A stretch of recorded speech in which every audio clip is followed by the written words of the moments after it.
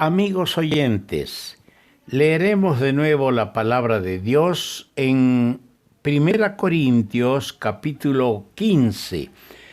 Vamos a continuar con el tema del día de ayer, la segunda venida de Cristo. Y para ello volvamos a leer 1 Corintios capítulo 15 a partir del versículo 50. Esto digo, hermanos, que la carne y la sangre no pueden dar el reino de Dios, ni la corrupción hereda la incorrupción. He aquí os digo un misterio.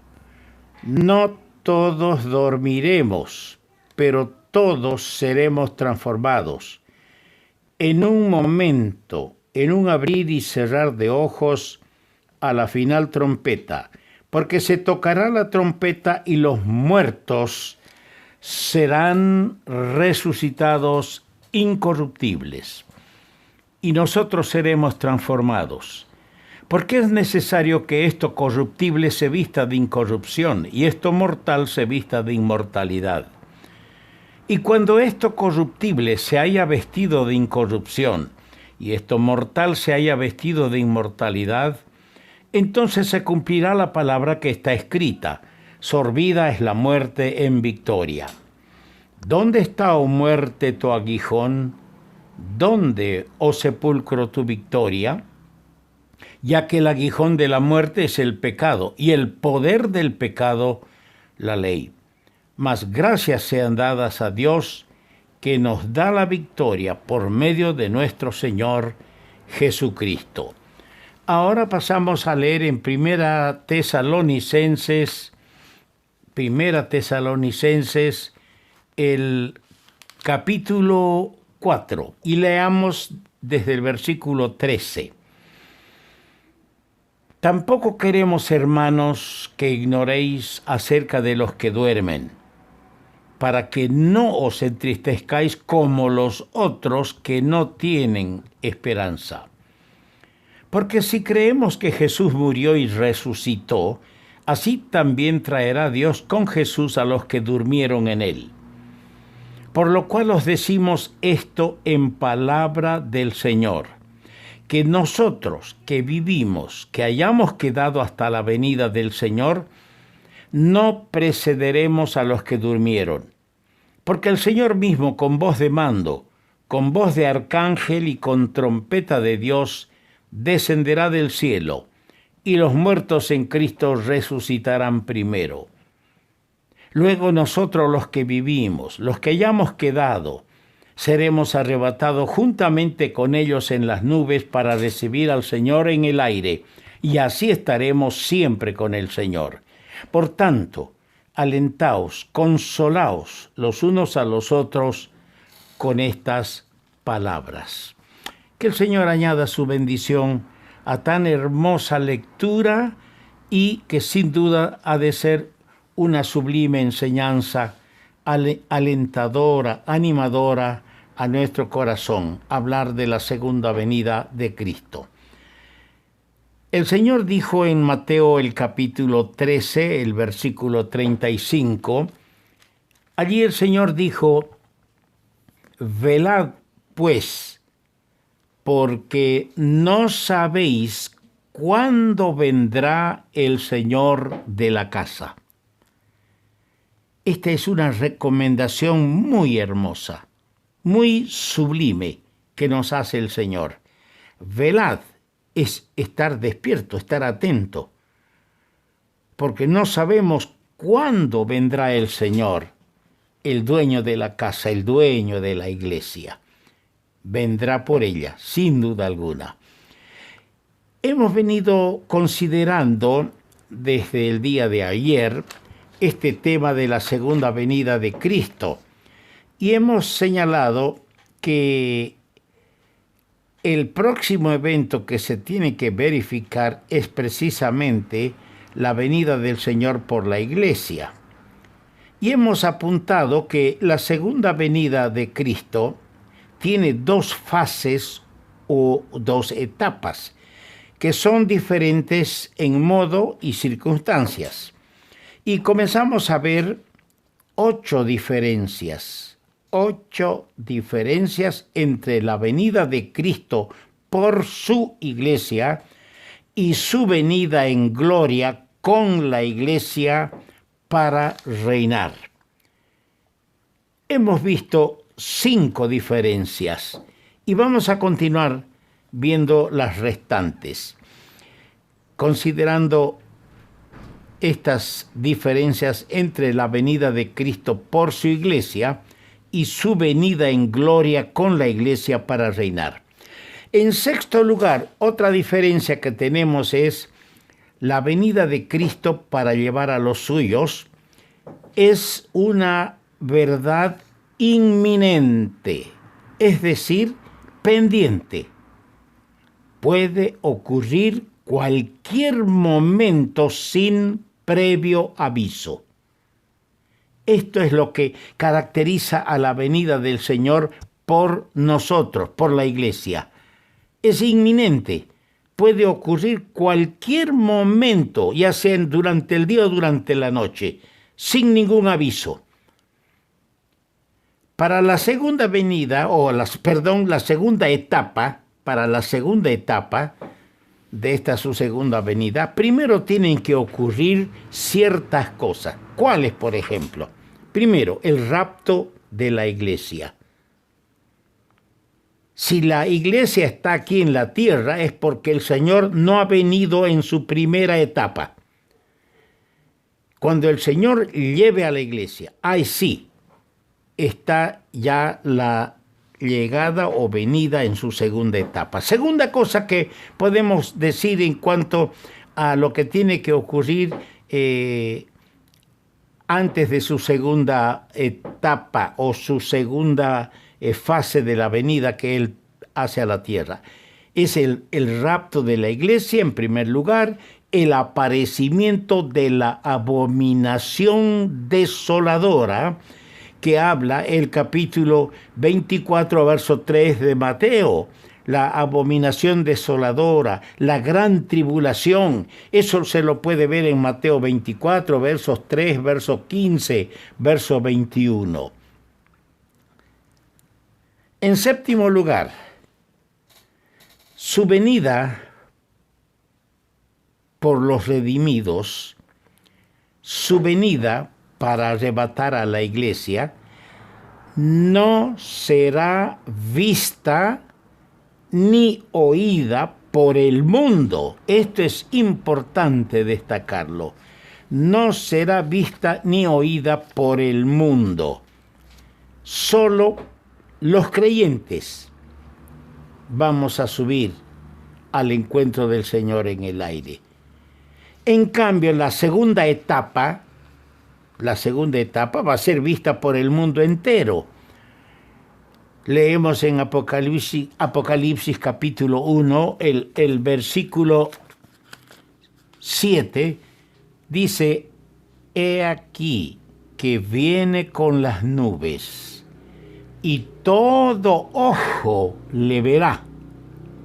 Cuando venga por la iglesia, solo los creyentes le verán. He aquí que viene con las nubes y todo ojo le verá, y los que le traspasaron, y todos los linajes de la tierra harán lamentación por él. Sí, amén. Y esto se corrobora leyendo Mateo el capítulo 24, el versículo 27. Porque como el relámpago que sale del oriente y se muestra hasta el occidente, así será también la venida del Hijo del Hombre. Toda vez que en las Escrituras leemos la expresión venida del Hijo del Hombre, es una referencia a su venida en gloria para reinar. Previo a ello, habrá arrebatado a su iglesia en la primera etapa de su segunda venida. Esto es importante recalcarlo. En octavo lugar, en su primera etapa, dice la Escritura, hemos leído en Primera Tesalonicenses, capítulo 4, versículos 13 hasta el 18, que en su primera etapa los muertos en Cristo, es decir, los que han muerto creyendo en Cristo, serán resucitados.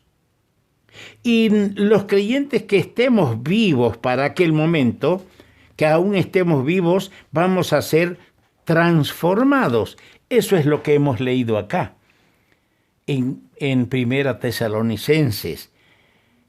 Los creyentes van a resucitar. Hermano amado, cuando dejamos a un ser querido, que nos duele su partida, aunque sabemos que Él ha ido a estar con Cristo, lo cual es muchísimo mejor, ese cuerpo que depositamos en la tumba va a resucitar cuando el Señor venga con voz de mando. Los que están en el sepulcro y han muerto en Cristo van a oír su voz y se van a levantar de la tumba, de los sepulcros, de los mausoleos, con cuerpos glorificados, cuerpos de gloria. Ahora, los cuerpos de los santos del Antiguo Testamento es una inquietante pregunta que más de uno ha hecho alguna vez. Los santos del Antiguo Testamento no van a resucitar con los santos de la iglesia de la presente dispensación. Ellos van a permanecer en sus sepulcros y junto a los convertidos que va a haber en la gran tribulación, van a ser resucitados en la segunda etapa de su venida. Estos santos del Antiguo Testamento, estos santos de la gran tribulación, no pertenecen a la iglesia de la presente dispensación, la cual es su cuerpo. Ellos van a resucitar cuando el Señor venga. Dice en Daniel, fíjese y preste atención y analícelo. Daniel capítulo 12, y vamos a leer 3 versículos. En aquel tiempo se levantará Miguel, el gran príncipe que está de parte de los hijos de tu pueblo. Y aquel tiempo será tiempo de angustia, cual nunca fue desde que hubo gente hasta entonces.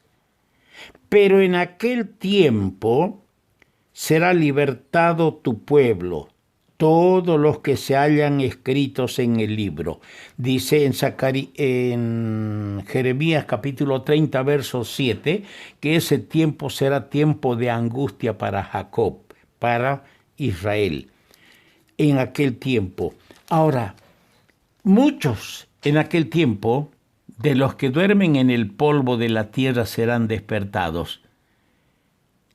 Después que pase ese tiempo de angustia, la gran tribulación. Después de la gran tribulación, muchos de los santos del Antiguo Testamento van a ser despertados. Ahora, habrá unos para vida eterna y otros para vergüenza y confusión perpetua. Los entendidos resplandecerán como el resplandor del firmamento, y los que enseñan la justicia a la multitud como las estrellas a perpetua eternidad. Y dice en Apocalipsis capítulo 20, versículo 4, hablando de los santos de la gran tribulación, los que se van a convertir durante la gran tribulación, dice Apocalipsis 24, y vi tronos, y se sentaron sobre ellos los que recibieron facultad de juzgar. Y vi las almas de los decapitados por causa del testimonio de Jesús. Estos son los mártires de la gran tribulación, decapitados por el testimonio de Jesús y por la palabra de Dios. Los que no habían adorado a la bestia ni a su imagen, y que no recibieron la marca de la bestia en su frente ni en sus manos, y vivieron, resucitaron y reinaron con Cristo 1000 años. Qué preciosa enseñanza tenemos en la palabra de Dios. Ahora, Volviendo a 1 Corintios capítulo 15, verso 51, leemos esta frase. He aquí os digo un misterio. Era un secreto escondido en el corazón y en los archivos de Dios. No todos dormiremos, pero todos seremos transformados. Y estaba analizando, hermanos, que por primera vez en la Biblia, escuche bien, esta expresión por primera vez en la Biblia se revela que algún día, no dice cuándo, algunos creyentes de la presente dispensación, no se dice cuántos o quiénes, no dormirán, no morirán. ¿Por qué? Lea Hebreos capítulo 2, versos 14 y 15, porque los que Dios ha elegido no morirán. El Señor abatió a Satanás, que tenía el imperio de la muerte, dice en Hebreos capítulo 2, versos 14 al 15. Bueno es que lo analice. En segundo lugar, pero dice, todos seremos transformados. ¿Por qué vamos a ser transformados? Por dos razones. Primero, porque la carne es inapta para el reino de Dios.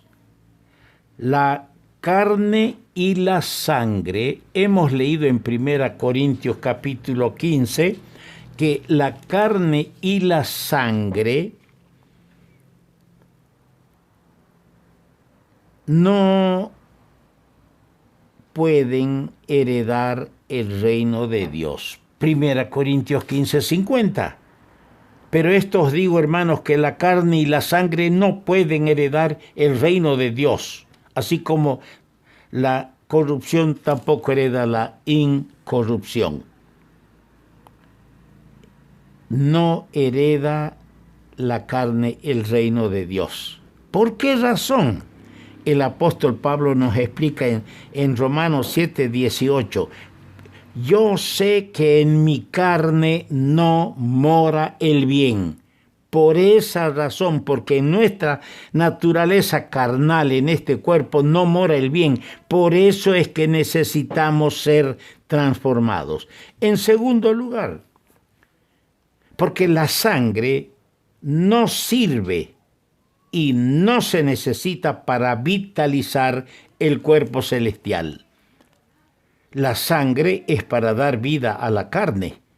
Dice en Levítico capítulo 17, el versículo 11, porque la vida de la carne en la sangre está. La vida de la carne en la sangre está. Y en el versículo 14 dice, porque la vida de toda carne es su sangre. Por esa razón, todos tenemos que ser transformados, porque tendremos como dotación gloriosa un cuerpo de gloria. Un cuerpo que no se limita al tiempo, no se limita a la distancia, no se limita a la materia. ¡Qué glorioso cuerpo nos va a dar el Señor en el día glorioso de la resurrección! Vamos a continuar con este hermoso y sublime tema.